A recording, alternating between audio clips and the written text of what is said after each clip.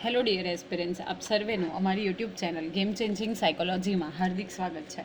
આજના વિડીયોમાં ટેટ ટાટની આવનારી પરીક્ષા માટે ચાઇલ્ડ ડેવલપમેન્ટ એન્ડ પેડાગોજી આ ટોપિકમાંથી 15 માર્ક્સ જેટલું પૂછાવાનું છે અને એ અંતર્ગત ખાસ કરીને ટેટ ટાટ હોય, એચ ટાટ હોય કે સી ટેટની એક્ઝામ હોય એ માટે બાળકો માટે કેટલીક અગત્યની સંસ્થાઓ જે છે નેશનલ એટલે કે રાષ્ટ્રીય અને આંતરરાષ્ટ્રીય એટલે કે ઇન્ટરનેશનલ લેવલ ઉપર કેટલીક જે સ્ટેચ્યુટરી ઇન્સ્ટિટ્યુશન્સ છે, સંસ્થાઓ છે, એમાંથી પ્રશ્ન પૂછાય જ છે. તો એ અંતર્ગત આપણે વિડીયો નંબર 20 એન્ડ 21 એ બંને વિડીયોમાં કેટલીક સંસ્થાઓ વિશે વાત કરી હતી. હવે બીજી કેટલીક સંસ્થાઓ જે છે એ ખૂબ અગત્યની છે, જેમ કે WHO કહીએ કે FAO કહીએ, તો એ બધી સંસ્થાઓ જે બાળકો માટે ખૂબ જ અગત્યની છે, સાથે સાથે બાળકોના ડેવલપમેન્ટ અને વેલફેર માટે વર્ક કરે છે. તો એવી સંસ્થાઓ વિશે આજના વિડીયોની અંદર આપણે માહિતી મેળવીશું, એના અંગે ચર્ચા કરીશું. તો સૌથી પહેલી ખૂબ જ અગત્યની સંસ્થા જેને આપણે કહી શકાય WHO, વર્લ્ડ હેલ્થ ઓર્ગેનાઇઝેશન, જે ઇન્ટરનેશનલ લેવલ ઉપર વર્ક કરે છે. તમે અહીંયા એનો સિમ્બોલ જોઈ શકો છો.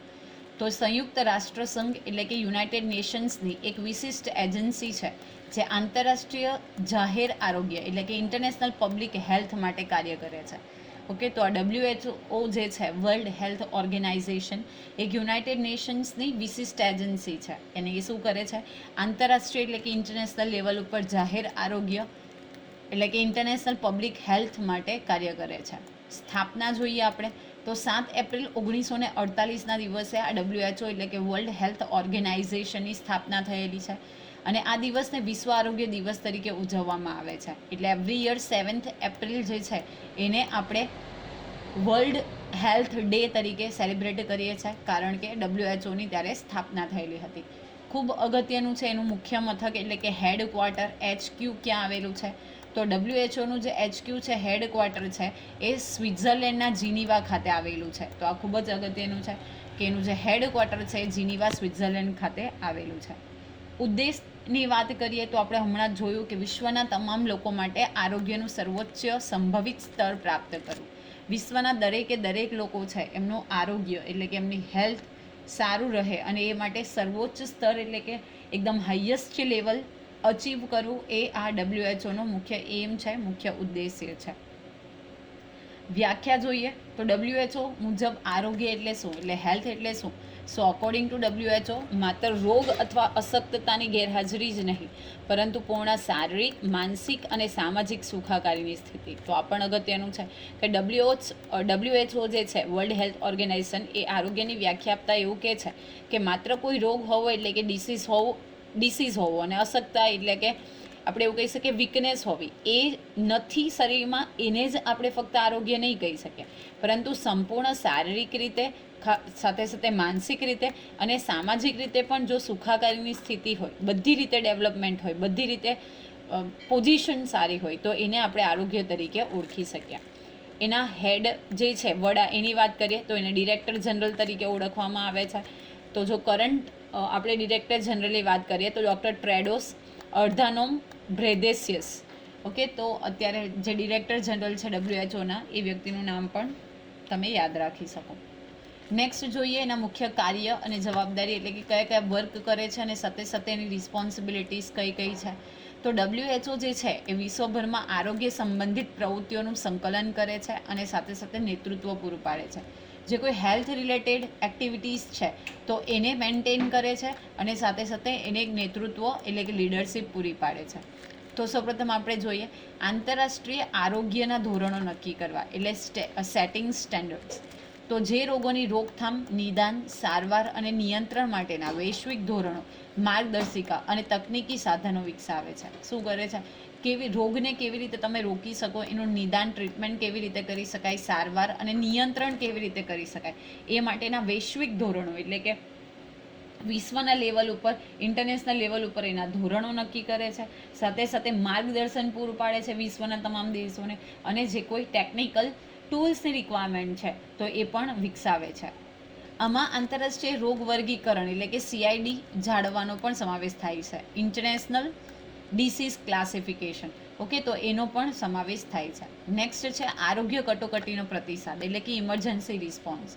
તે વૈશ્વિક સ્તરે રોગચાળા જેમ કે COVID-19 ફાટી નીકળવા પર દેખરેખ રાખે છે અને કટોકટીના સમયે સભ્ય દેશોને સહાય અને માર્ગદર્શન પૂરું પાડે છે. આપ સૌને ખબર હશે કે COVID-19 જેવી સિચ્યુએશન હતી જેને આપણે પેન્ડેમિક તરીકે ઓળખી શકીએ. ઓકે, વૈશ્વિક સ્તરે જે રોગચાળો ફેલાય તો એની ઉપર દેખરેખ રાખે છે અને સાથે સાથે એની સાથે જોડાયેલા તમામ સભ્ય દેશોને સહાય અને માર્ગદર્શન પૂરું પાડવાનું કામ પણ કોનું છે?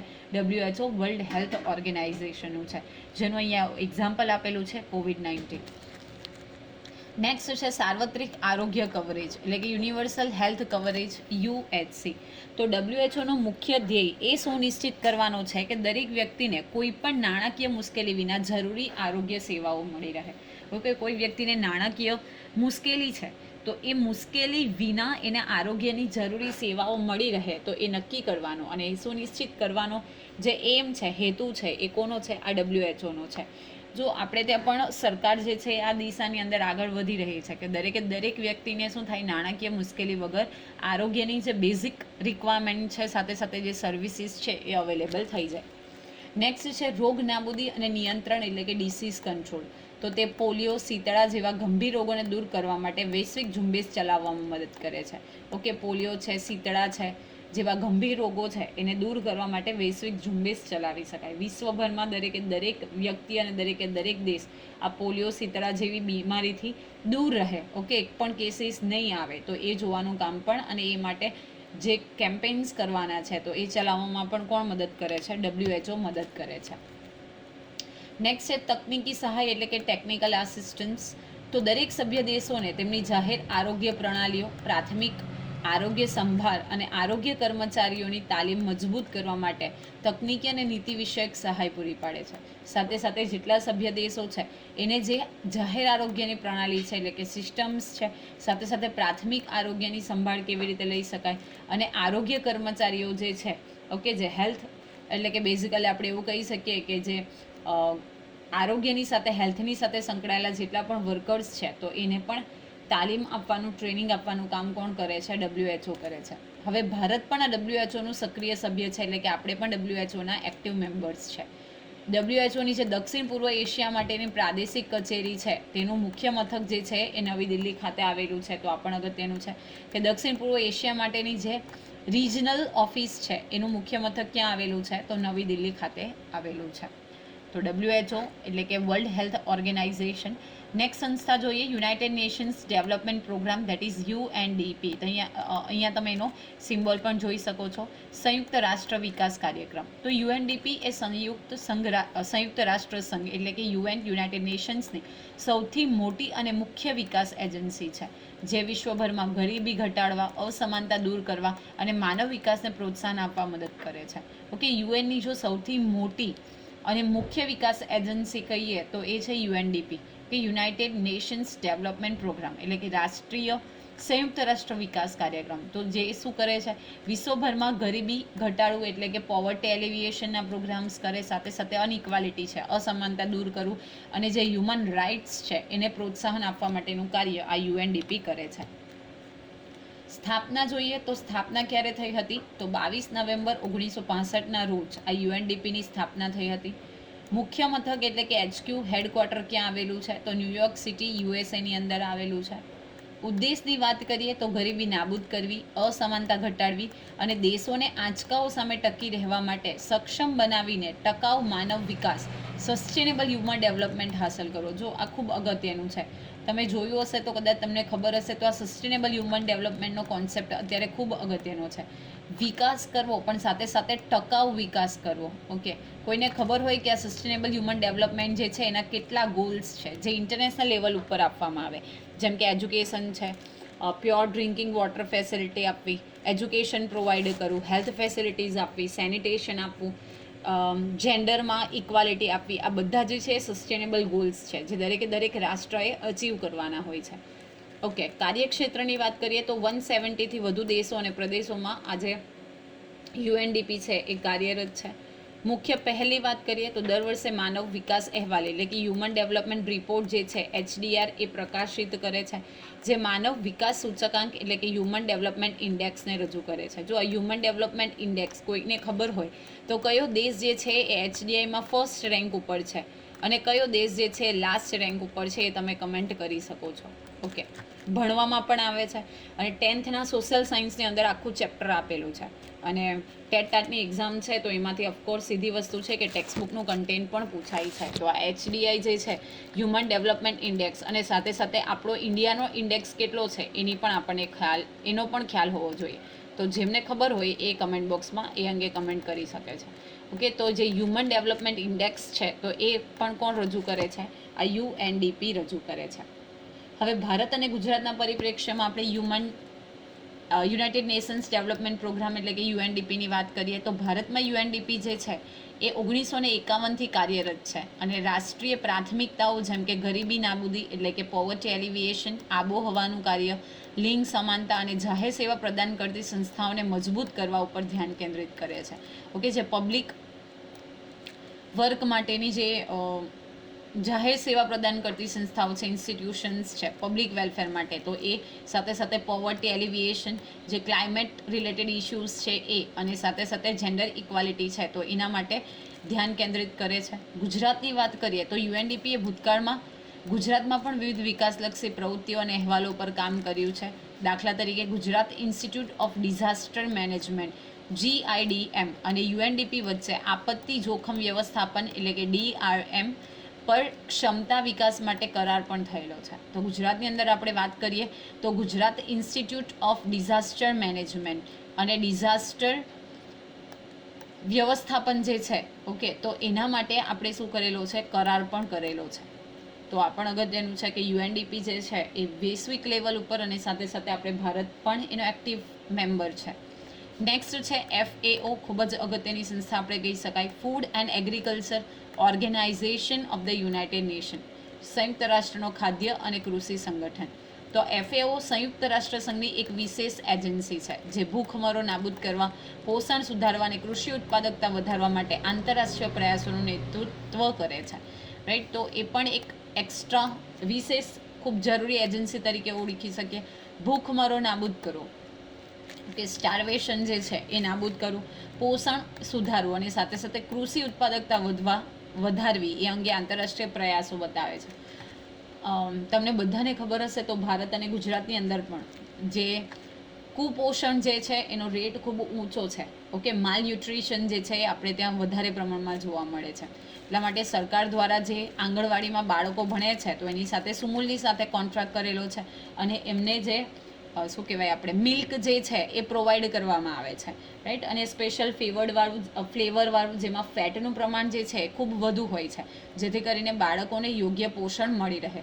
તો બેઝિકલી આ FAO જે છે એ પણ આંતરરાષ્ટ્રીય લેવલ ઉપર એટલે કે ઇન્ટરનેશનલ લેવલ ઉપર પ્રયાસો કરે છે. સાથે સાથે જે આંગણવાડી છે તો તેના બાળકો છે એને ત્યાં આપણે વાત કરીએ તો એમને પોષણ પણ મળી રહે એટલા માટે એમને એમના ફેમિલી જે હોય છે એને ખોરાકનું વિતરણ પણ કરવામાં આવે છે. સાથે સાથે આપણે ત્યાં મધ્યાહન ભોજનની સ્કીમ પણ ચાલુ કરવામાં આવી છે.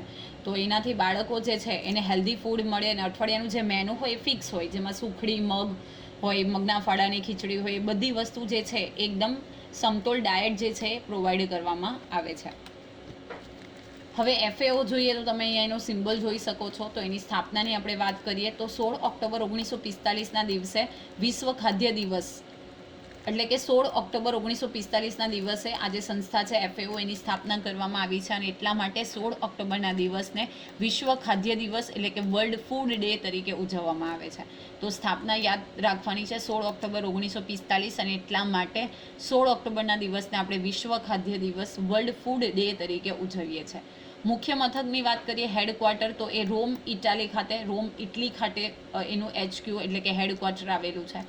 ઉદ્દેશની વાત કરીએ તો તમામ લોકો માટે ખાદ્ય સુરક્ષા એટલે કે ફૂડ સિક્યુરિટી હાંસલ કરવી અને વિશ્વભરમાં પોષણનું સ્તર વધારવું ખૂબ અગત્યનું છે. હજી પણ વિશ્વમાં ઘણા બધા એવા દેશો જે છે જ્યાં કુપોષણ જોવા મળે છે, અથવા તો ઘણી બધા દેશો એવા છે જે ખૂબ જ પછાત ગણાતા દેશો કહી શકાય. તો ત્યાં ભૂખમરા જેવી સિચ્યુએશન છે. રાઈટ, તો એને દૂર કરવું અને જે પોષણક્ષમ આહાર મળી રહે એ માટે પોષણનું સ્તર વધારવું એ માટેનો મુખ્ય ઉદ્દેશ જે છે એ FAOનો છે.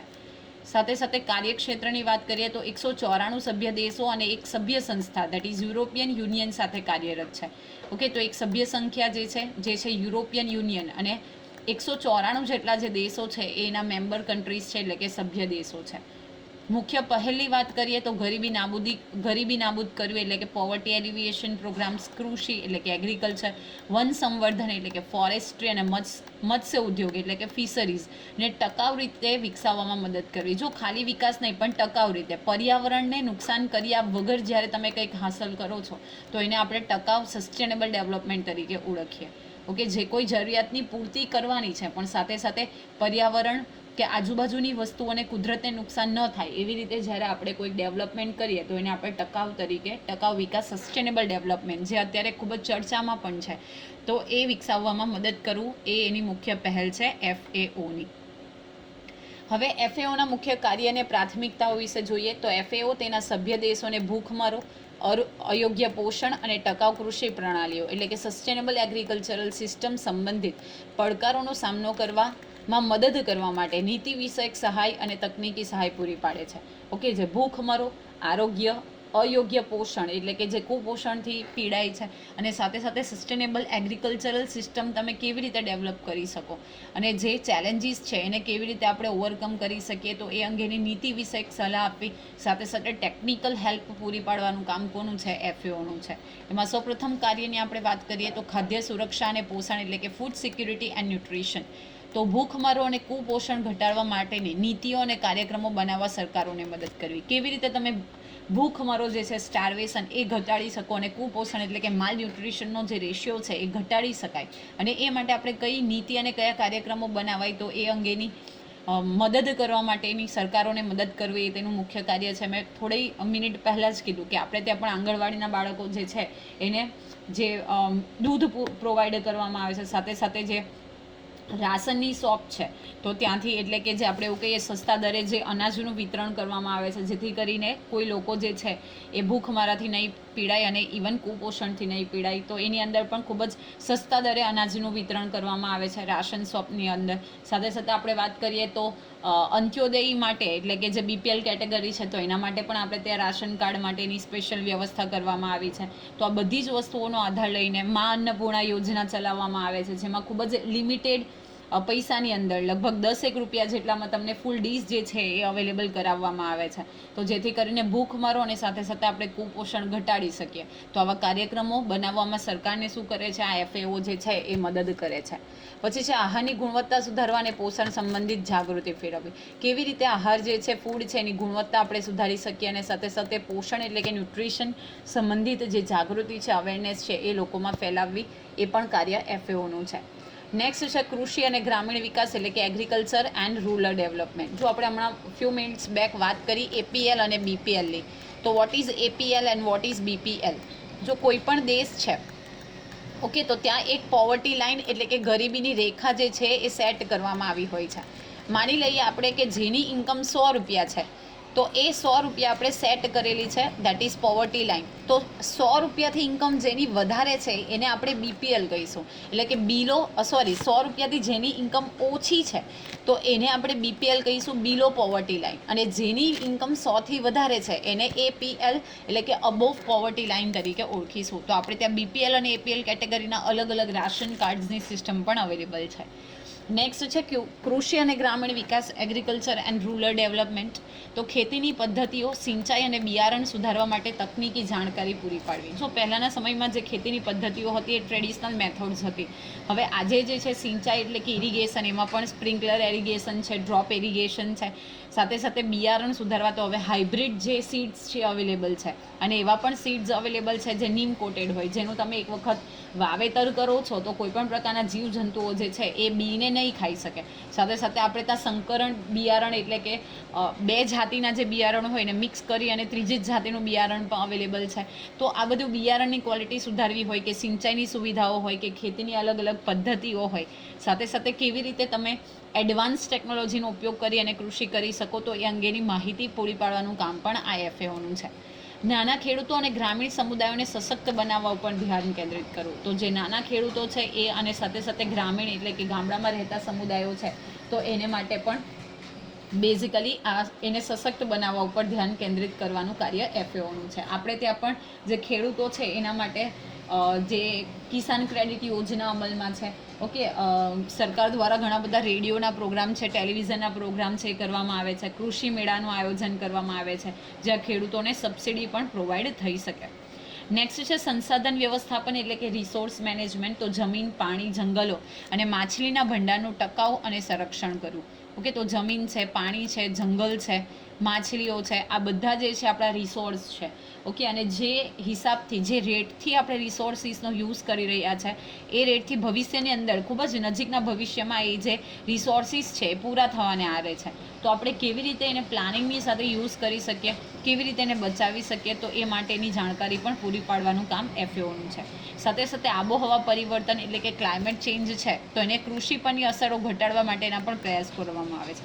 જે ગ્રીન હાઉસ ગેસીસ છે એ અને જે ક્લાઇમેટ ચેન્જ છે તો એ કેવી રીતે ઇફેક્ટ કરે છે કૃષિ ઉપર એટલે કે એગ્રીકલ્ચરને, અને તેને કેવી રીતે બચાવી શકાય તો એ અંગે પણ પ્રયત્ન કરે છે અને સાથે સાથે સરકારને પણ અવેર કરે છે. નેક્સ્ટ જોઈએ ડેટા અને માહિતી. તો ડેટા એન્ડ ઇન્ફોર્મેશન.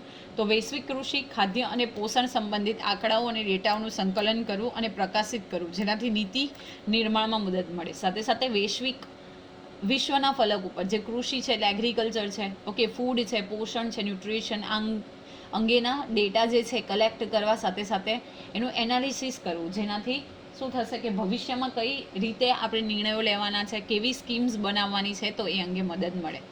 ભારતના પરિપ્રેક્ષ્યમાં FAOની વાત કરીએ તો ભારત એ FAOનું સ્થાપક સભ્ય છે અને કૃષિ ક્ષેત્રે FAO સાથે સક્રિયપણે સહયોગ કરે છે. તો India is a active member of FAO. ભારતની અંદર કાર્યની વાત કરીએ તો FAO ભારતમાં ગ્રામીણ ગરીબી ઘટાડવી એટલે કે જે રૂરલ પોવર્ટી છે એને ઘટાડવી, સાથે સાથે ખાદ્ય પ્રણાલીઓ એટલે કે ફૂડ સિસ્ટમ્સ છે એને મજબૂત કરવી અને કૃષિમાં આબોહવા સ્માર્ટ પદ્ધતિઓ અપનાવવા માટે સહાય કરે છે. કેવી રીતે આપણે સુધારો કરી શકીએ તો એ અંગે આપણને હેલ્પ કરે છે. મહત્વની વાત કરીએ તો ભારતમાં રાષ્ટ્રીય ખાદ્ય સુરક્ષા અધિનિયમ અને વિવિધ કૃષિ વિકાસ યોજનાઓ FAOના સિદ્ધાંતો સાથે સંકળાયેલી છે. તો જે ખાદ્ય સુરક્ષા અધિનિયમ છે અને વિવિધ જે કૃષિ વિકાસની યોજનાઓ છે તો એ પણ FAOના સિદ્ધાંતો સાથે કનેક્ટેડ છે. કે તો આજના વિડીયોની અંદર આપણે FAO, WHO અને UNDP વિશે વાત કરી. આશા રાખું કે આ વિડીયોમાં તમને સમજ પડી હશે. વિડીયો પસંદ પડે તો વિડીયોને લાઇક કરી અને શેર કરવાનું ભૂલશો નહીં. અને આવા જ વધુ વિડીયોની અપડેટ્સ મેળવવા માટે even you can subscribe hour YouTube channel game changing psychology. Thank you for watching the video. Have a nice day.